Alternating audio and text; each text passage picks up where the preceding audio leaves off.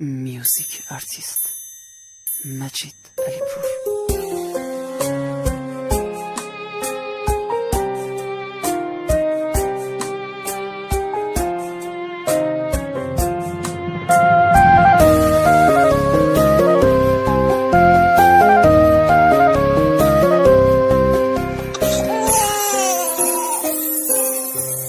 از اون لحظه ای که چشم باز شد، از اون وقتی که تو جهان اومدم، با امواج دالایی های تو بود، به دریای آرامش دل زدم.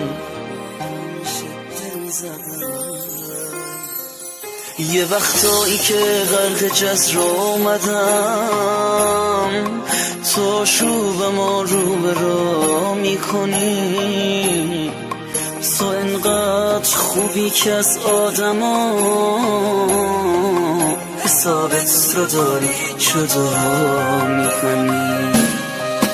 نذاشتی نبوده کسی حس بشه تو روزای دلتنگی و خاطره، محال کم بازی بچگیم،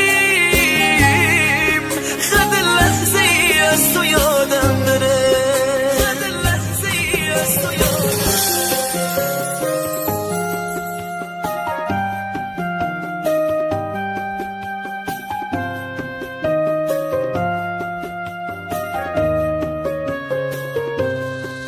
همه بغضایی که گلو تو گرفت، روی صورتت شکل لبخند شد، یه عشقی که تو خونه جریان گرفت، با حس حضور تو پابند شد.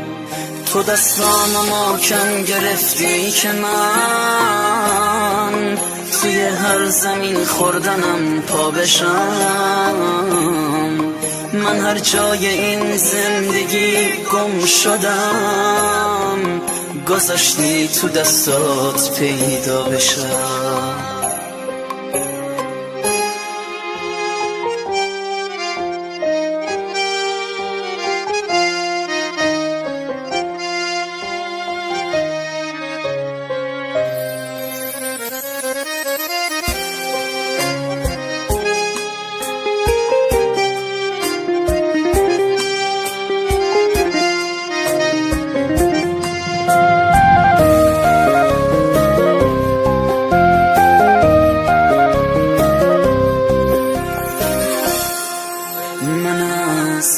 توی الفبای نگاهت به سرمشق چشای تو رسیدم،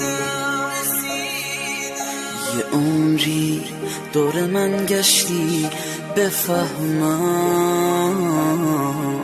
که از تو هیچکی عاشق‌تر ندیدم. تو تنها باشه ناب صداقت،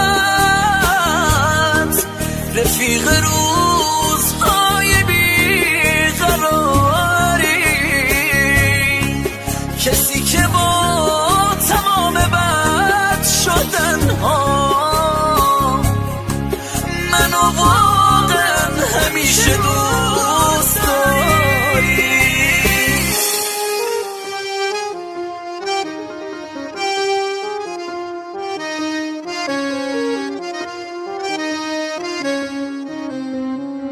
به عطر تو گره خورده نفس هام، توی حس عمیق دل سپردن، تمام زندگیم مدیونت هستم.